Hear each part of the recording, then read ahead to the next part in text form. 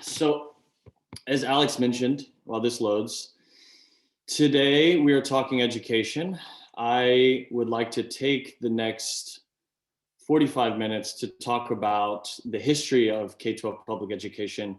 You'll spend the second part of today's convening, if you will, speaking with students. So that'll be an opportunity for you to dive into the current and the future of Memphis public education, or otherwise, maybe there'll be private school students. But I think it's good to start with the context and the history. So that's what we'll do. And I'll try to move quick, and I'll try to make it as engaging as fun as possible. I would ask that everybody just throw your first name and your organization in the chat, just so I could see who is here, and you guys can all remind each other of who is here. And then while you're doing that, I would love a little bit more about myself and my connection to this topic. I am from Memphis, native Memphian, started school in Raleigh, Memphis, North Memphis, and graduated from Horn Lake High School, which is a suburb of Memphis in Mississippi. I am half Pakistani, half white.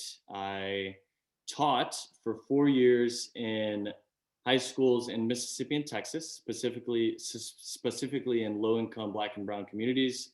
And I've now been an education advocate for 2 years. So I've seen the work at the grassroots level, and now I've gotten a taste a little bit of it at the grass tops level. And I've read a couple books and been exposed to leaders here in Memphis that have really shown me a lot of the historical details of this. And so I'm excited to share it.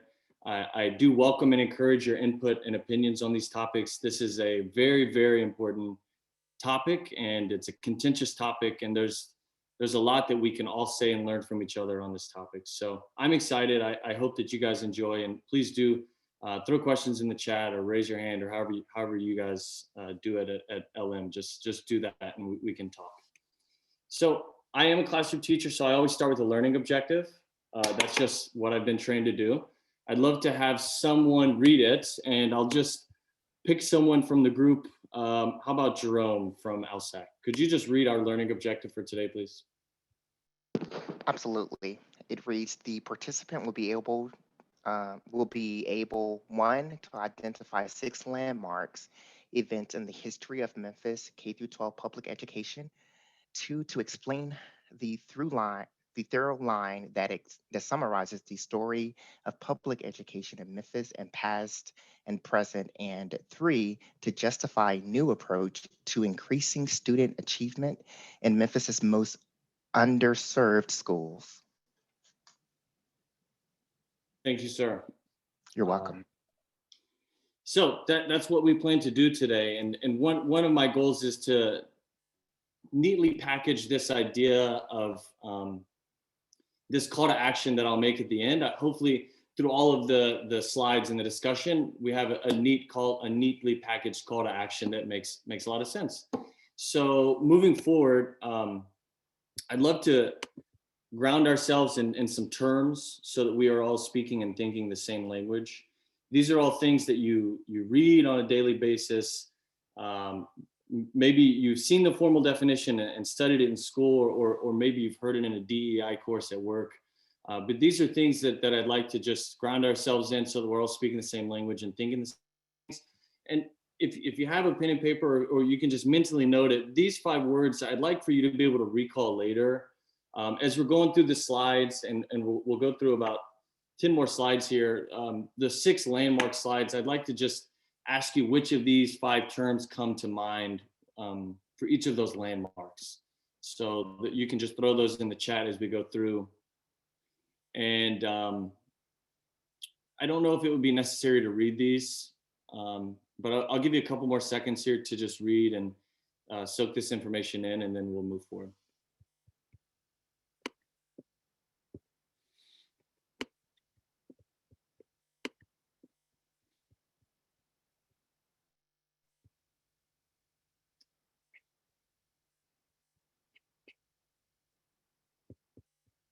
Okay, all right, moving forward.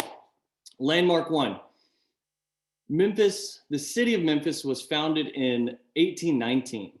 But the state didn't give Memphis its charter to run schools until 1848. At which point, if you'll notice in the first bullet, the exact law read to establish a system of free schools for the white children to regulate the same. So you see from the beginning that there was no formal effort in this pre-Civil War era to educate Black children, which was probably the only minority group in the city at that point.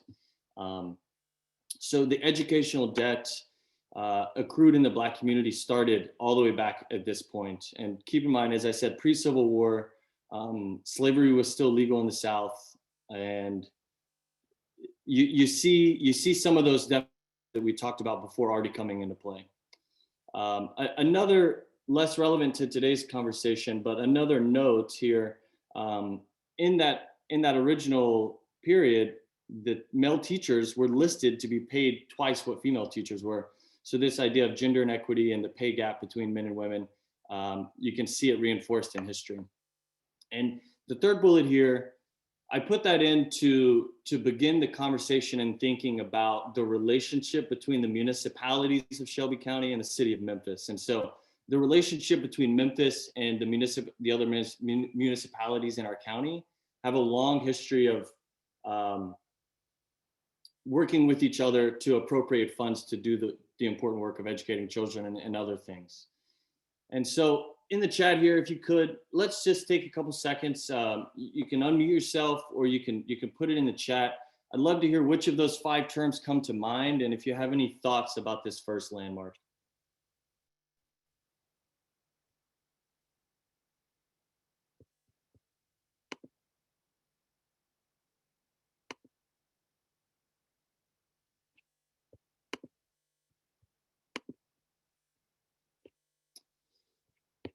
Yeah, absolutely. Inequity, inequality.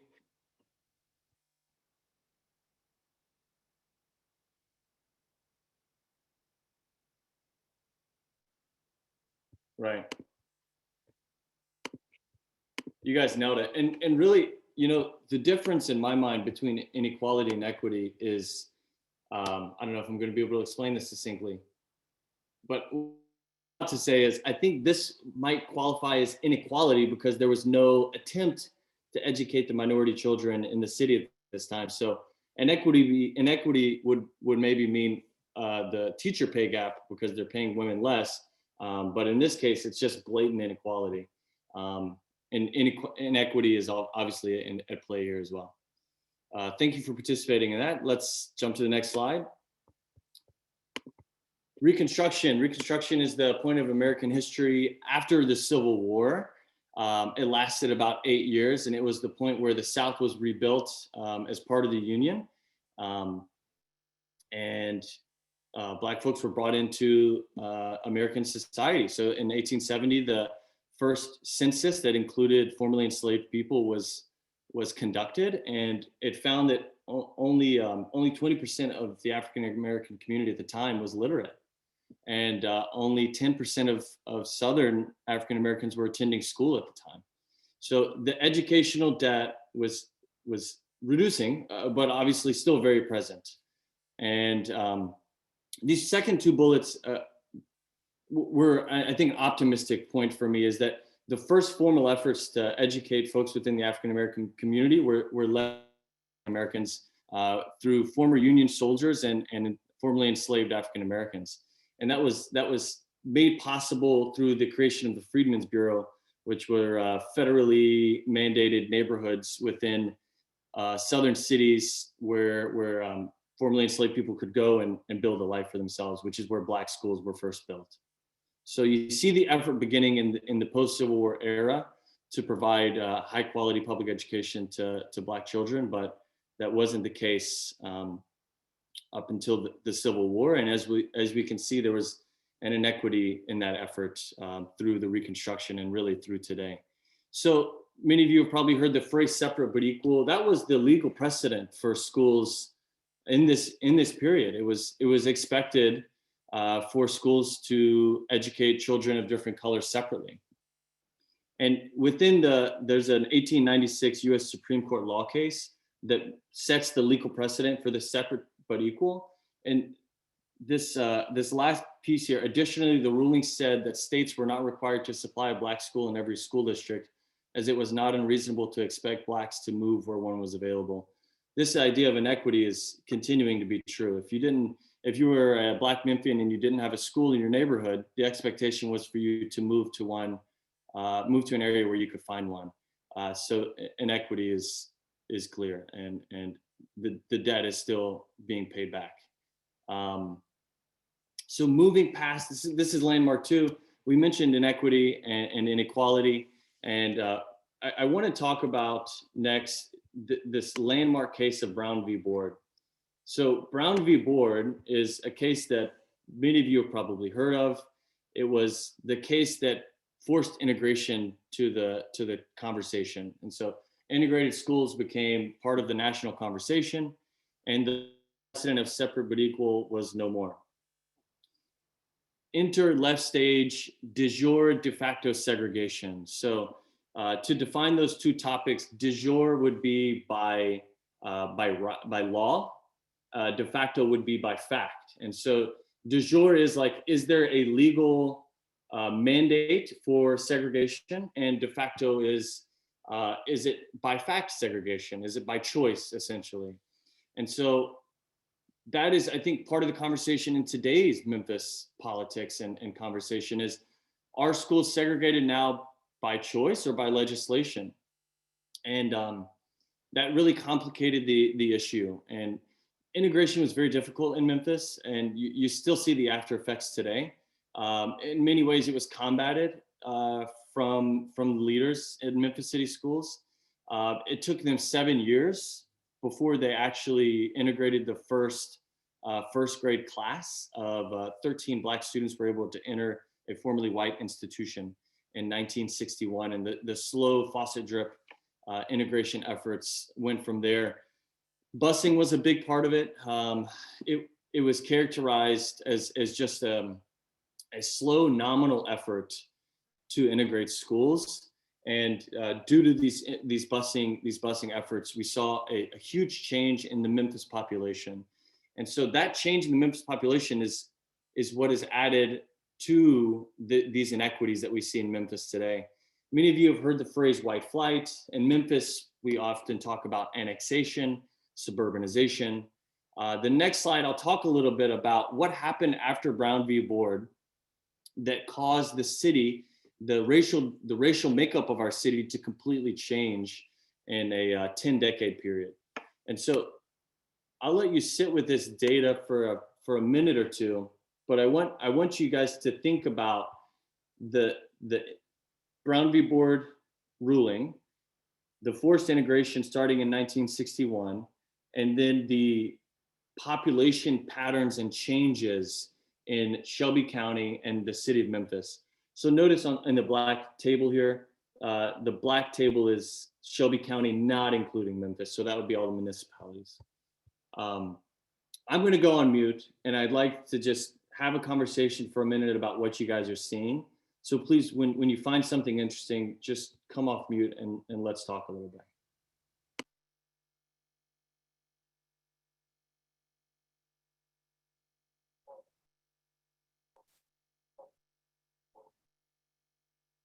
So for those areas outside of Shelby County, outside of Memphis and Shelby County, in the Black area at the top, I mean, if you look at the growth there from 1960 all the way up to 2000, I mean, that's substantial. Mm-hmm. Whereas, largely from the 70s to the 2000s, the city of Memphis population has kind of remained about the same. Yeah. So that's right.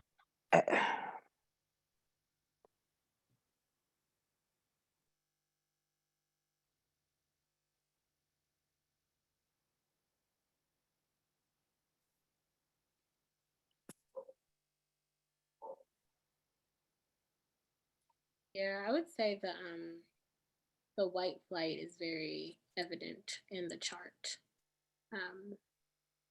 Just up to 2000, 81.2% of Shelby County outside of Memphis is white, compared to the city of Memphis being only 34.4%. Mm-hmm. And they're doing it on a lot less square miles. You have Mhm. more people compacted into an even smaller space Right. compared to 1960. Yeah, as this happened, as this white flight suburbanization progressed, you saw the city of Memphis slowly annex suburban areas to hold on to some of their tax base, right? Which is what happened in like Raleigh, Frazier, and I think like Southeast Memphis. All those areas were annexed to become part of the city, to hold on to some of that suburbanization, white flight property tax. So I find this to be very interesting. Again, I'm from Memphis, and this conversation is very near and dear to me. I did grow up in the suburbs and started life here in the core of the city. And so in some way, my family may have attributed to this unintentionally. But it's a constant for all Memphians to have this conversation. And it's really interesting to see it on paper presented in this way. So fast forward. Who here knows what the ASD is, the Achievement School District? Anybody? You heard of that one? Yeah. It's a very interesting piece of this education reform movement in Memphis. And I put a lot of words on the slide here, but I'll try to synthesize for you. Essentially, it was a state takeover where the Tennessee Department of Education came in and said, Memphis city schools, you're not doing a great job with these historically low performing schools. We're going to relieve you of your duties with these schools, and we're going to let somebody else operate these schools. And I think in a lot of ways, I wasn't living in Memphis in 2012, but I imagine in a lot of ways it felt like a hostile takeover. And the stories that I've heard tell me the same. And you have to also take into account that it was in essentially 100% Black and brown communities in low income areas. And so the trust issue was there, and the inequities were there. And it was a real slight to the leaders of that school at the time. So this piece of education reform is really important for today's conversation because of that top bullet where I mentioned additional funding and intensive wraparound supports. So why, in your mind, why would we need to send more money and additional wraparound service to families and communities and schools in low-income areas? So again, we can go off mute, we can throw it in the chat, but I'm interested to hear what are some reasons that low-performing schools may benefit from additional funding at the state level? I think it may be lack of resources available, and they just don't have them. Yeah, absolutely. What type of resources do you think, Tracy? I'm thinking about not just the books and everything, but the students in those urban areas don't have the means to buy things that we probably take for granted, pencils, paper, or to provide that to the schools. Yep. You're right. You're right. Technology was also a big part of this year's conversation. I'll touch on that in a minute, but a lot of students in March of 2020 didn't have a laptop to go home and do virtual learning on. And so the idea of resources is obviously is very, very true. Very true. Anything else? Why might it be beneficial to send more money and support to low-income schools, schools in low-income areas? Possibly. Also, Go ahead. Go ahead, Joy. oh, sorry. I was gonna say, could it be possible that they were giving more money to schools so that they could hire more teachers and get better pay? Because sometimes, teachers might need that, and the lack of community and pay can make a teacher want to leave, and so teachers are not staying at certain schools, and that could also be a thing, maybe. You nailed it. Yeah, they went in with the idea of smaller classrooms and stipends for teachers to work in these schools. So because it's more challenging, the idea is they should be compensated more. because it takes a more skilled person to lead a classroom in that area, generally speaking. And so, yes, absolutely. Smaller classrooms, better pay. That's absolutely true. And I think there was someone else chiming in there. I was going to say the exact same thing Joy said. So, yeah. Right. Y'all nailed it. And just to fast forward to current times, when the new state commissioner for education came in, what year is it? 2 years ago. She came in and she said, look, this hasn't worked. We got to reinvent this thing. And basically what happened to Memphis City schools in 2012 is now happening to the ASD charter schools in 2024. So if they don't get their schools up to the top 5% or to the top 25% by 2024, the schools are going to be taken back from them. And they're going to be given back to the LEA, which is Shelby County Schools. So the whole process is going over again. And we've realized that this turnaround work is so much more difficult than we realized. And what they've invented at this point, or come up with at this point, is a more intensive intervention for a smaller group of schools. So essentially more funding for a smaller group of schools, between 15 and 25 schools. So this conversation has been really interesting, and it's been a big part of my work since I got back to Memphis. Can I ask a question real quick? Yeah. I just wanted clarity for what you just said. You're saying in 2024, if the ASD schools don't do well, they're going to go back to LEA. Is that what you just said? Yeah, that's right. Or was it the opposite?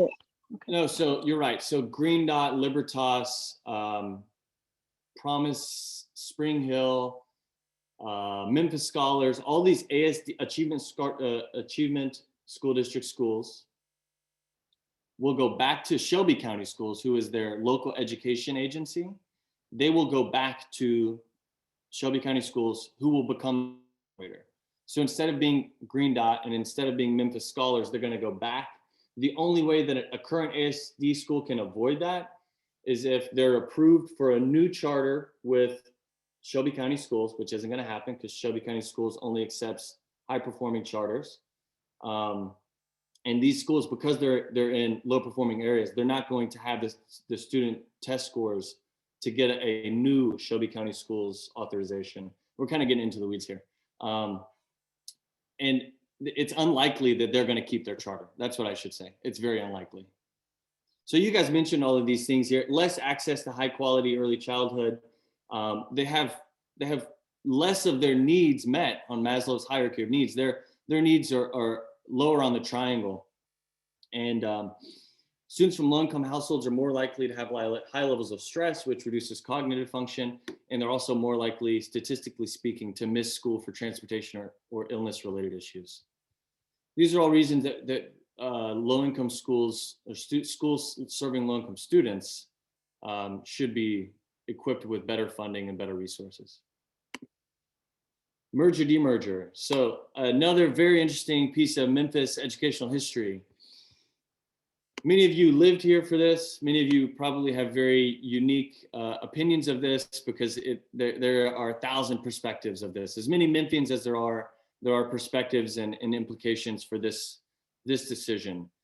I wonder if we could break up some of my talking by having readers. Would you guys mind reading? Could somebody, so I'll popcorn it around. I'll pick the first person to read, and then whoever that person is, read the first bullet, and then pick someone else to read. Let me just go back to the names. Dennis Dickerson from CBHS. Would you mind reading that first bullet and then choosing another reader?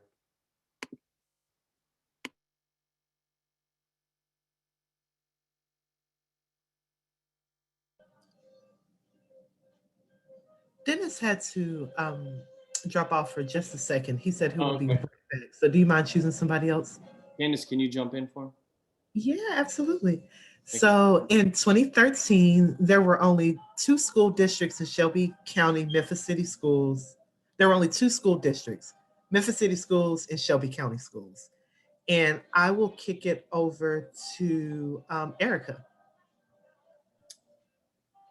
Thank you. Due to the 1848 city charter, the city of Memphis had a unique privilege to operate their own school system. The rest of the state required counties to administer schools and school funding. Let's see.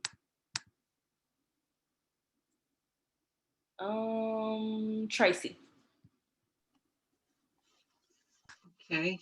Due to the de facto segregation and white flight, legacy Memphis City Schools experienced a gradual reduction in property tax revenue. Okay. Alexandria?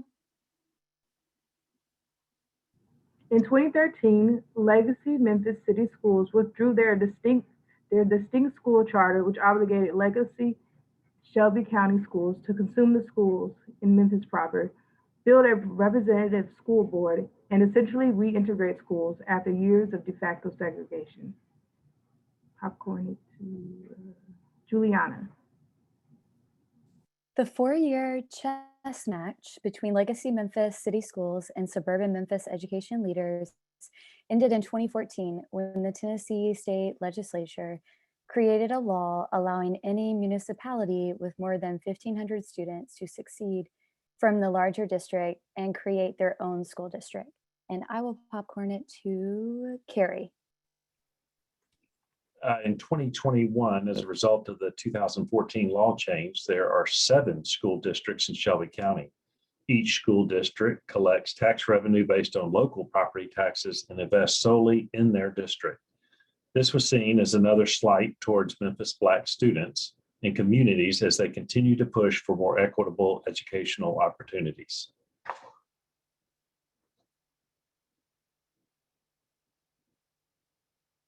And I don't think I have anything to hand off to.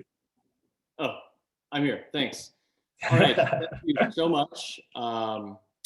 It's great to hear from you all. And I would love to open the floor on this one.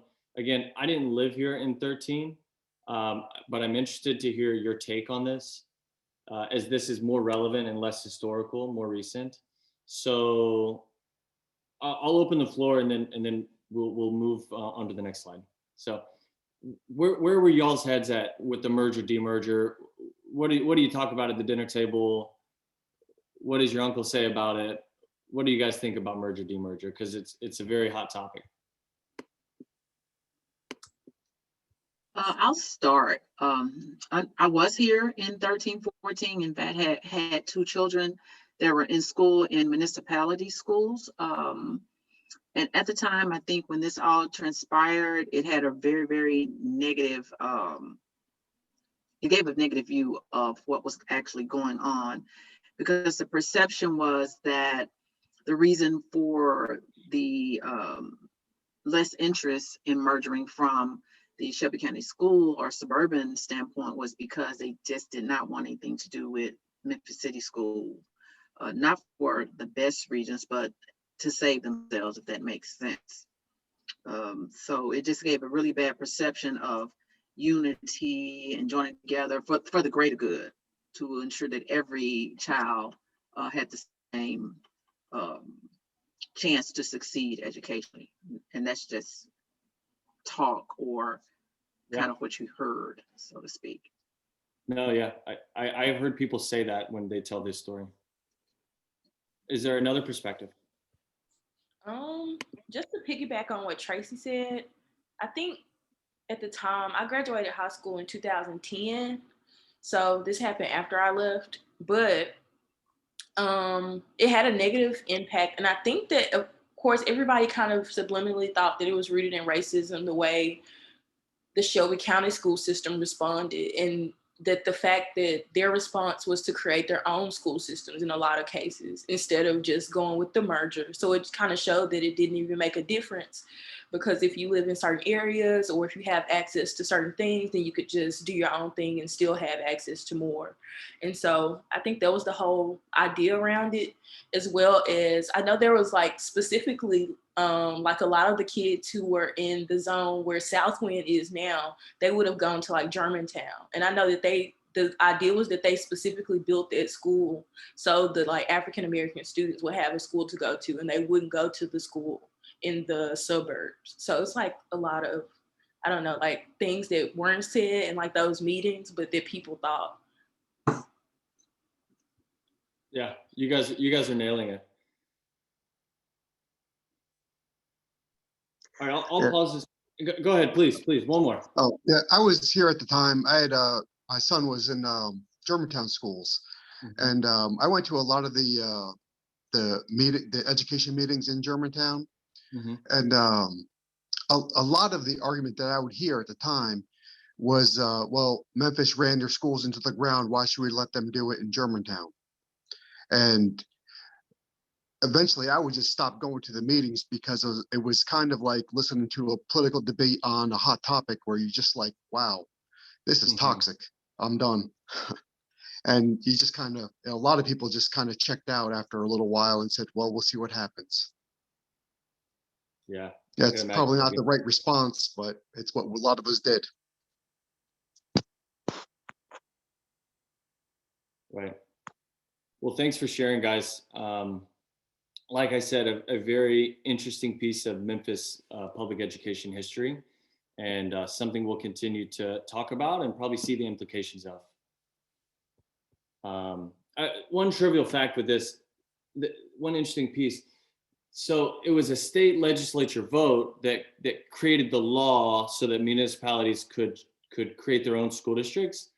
The tie-breaking vote was cast by a East Tennessee legislator who had no connections to Nashville or Shelby County, which is the only place where this law has effects because of the number of students listed. So it's like the law was voted on by people who weren't impacted by it, right? Which has all these other layers of irony. Yeah. I was gonna say, isn't that interesting that that happened like that? And if you're just thinking, why would someone, and I know we all have our own opinion about why maybe that person did that, but it makes you think, why would someone do that in an area that doesn't really affect them or their children, but then on a legislative level, maybe it does for other political reasons. I think that's interesting. Yeah, I think it's like small government ideals. Personally, we had a very conservative supermajority at the time, so there was a lot of groupthink about how we should govern, and the reading I've done pretty much explains it in that way. Can I throw one last fact, throwing you off? Just Memphis, the school system in our county is more segregated today than it was in 1960. Right. That ought to blow our minds. Right. But it is. Yeah. Thanks for bringing that up. Yeah, absolutely. We've seen a lot of the de facto segregation compound on itself, and it's blatantly the case today. All right. I'd love to move forward real quick. COVID-19 pandemic, guys, we've been dealing with this for a year. I have been so relieved to read the news about Shelby County schools reopening. For whatever reason, right? You can list 1,000 reasons why SCS has not provided in-person instruction, but they haven't. They haven't done it since March of last year. And so that is not the case in the 6 municipal school districts. They have provided some level of in-person instruction for those students who need it, who opt into it. And that plays into the academic performance of our students today. Shelby County students are already behind academically compared to their municipal peers, and only receiving instruction virtually is only going to exacerbate that. So it's been a real inequity, and I think there could have been some better decisions made to change that. But I do understand that this is a very trying and complicated time. But again, another example of inequitable education. We talked about it earlier with the technology. The digital divide is one problem that I hope we've solved with this pandemic. I don't think any of our students will ever go without a computer again. I think we have gotten to the 1-to-1 student to device ratio, and there's no going back. The difference between Shelby County and private and municipal schools is that it took them about 6 months to get it right because they needed some federal intervention. So they used a lot of their CARES money to buy a bunch of laptops and tablets to make sure that the kids could learn virtually and without packets starting in fall of 2020. And then also highlighting this digital divide, I pulled some information from the 2019 census data. I think that was the year. It's linked in the resources of the year. But you'll notice Memphis is at about 70% of their households having internet access. Germantown and Carville, much higher at nearly 100%. So internet access is much lower, technological capability is much lower, and all these things are adding to the inequitable education that we see in Shelby County schools. So where do we go? How do we fix it, right? Like what is the answer? There is no one answer. There is no silver bullet. Everybody in education reform has some variation of for how we can rectify this issue and provide the same great education to every public school student. One of those is equitable funding. So our group, Memphis Education Fund, one of our policy priorities right now is equitable funding at the state level. And I'd like to tell you a little bit more about that and wrap up with this next slide here. I like numbers. I study business and have some background in finance. So I like to look at the numbers. I pulled these numbers from their audits for these school districts and the enrollment data from the state level. All of this comes right from the source. And so if you'll notice currently, well, let me dive into the details a little bit. The first two line items here, the first one is local tax and the second one is state tax. That makes up about 90% of schools' funding. Schools only get about 10% of their funding from the federal government. The other 90% comes from local and state. And if you'll notice, between Shelby County Schools, Germantown, and Carville, Shelby County Schools is already getting more per student at both the local and state level. And so in some ways, the equitable funding is already happening, right? Like Shelby County Schools has a greater need because they have more students from low-income households. They have lower academic performance. So this equitable funding is already happening. But when you look at the performance data, and you also think about the educational debt accrued within Memphis communities, it's not enough, and we're not yielding the results we need, and it's got to get better. If we want our city to advance, we've got to do something different. And I think in the public school system through an equitable funding model. So my recommendation is that the state adjusts their funding model to more heavily weight high poverty concentration within the district. And I talked a little bit about it, but you can see on the chart here, graduation Shelby County Schools 79%. The municipality is 95%. Germantown Municipal School District has the highest ACT composite score in the state for 2020 with 25.6. Shelby County Schools much lower at about an 18.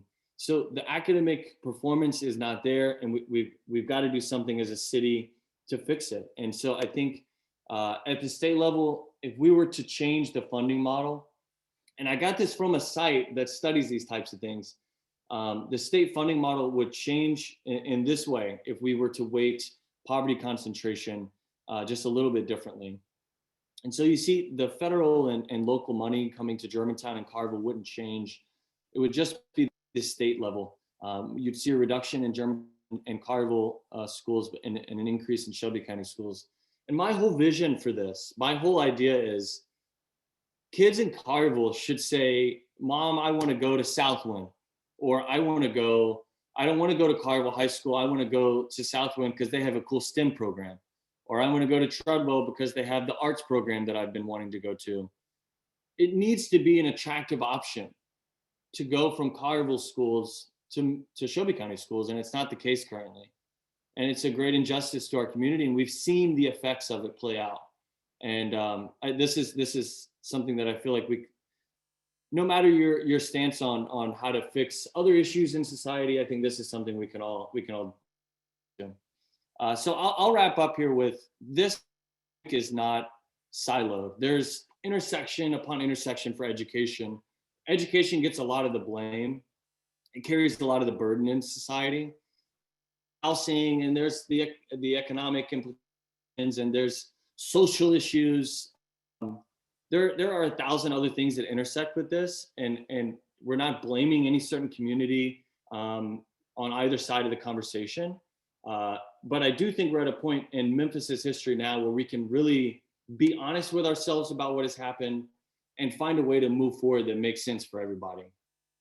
So I hope you enjoyed today's session. I hope that you learned something, and I hope that your conversations with students later today is better informed. And appreciate y'all's time. Thanks so much, Ali. Really substantive information. Definitely, I think, adding as much context as we need to really approach understanding education. And I'm sure, you know, students will have their own thoughts on this. So really appreciate your perspective.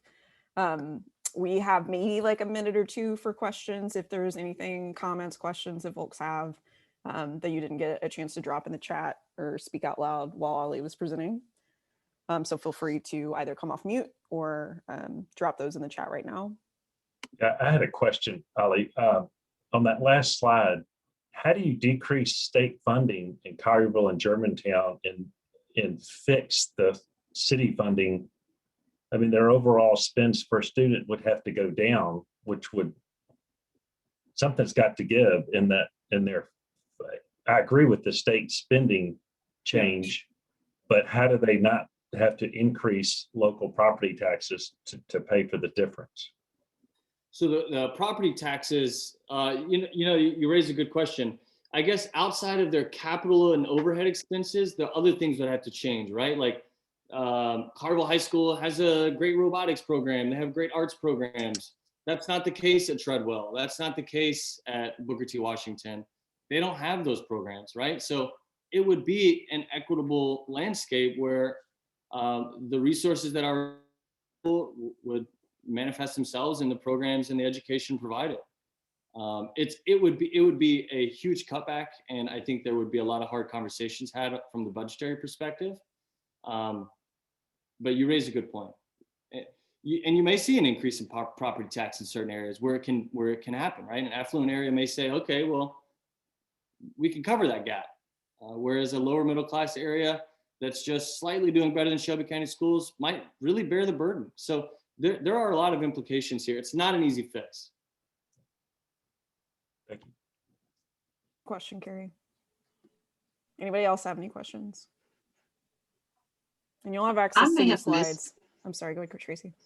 Oh, I'm sorry. I may have missed it, and Ali, you probably said this. I was just wondering. So this recommendation, where exactly did it come from?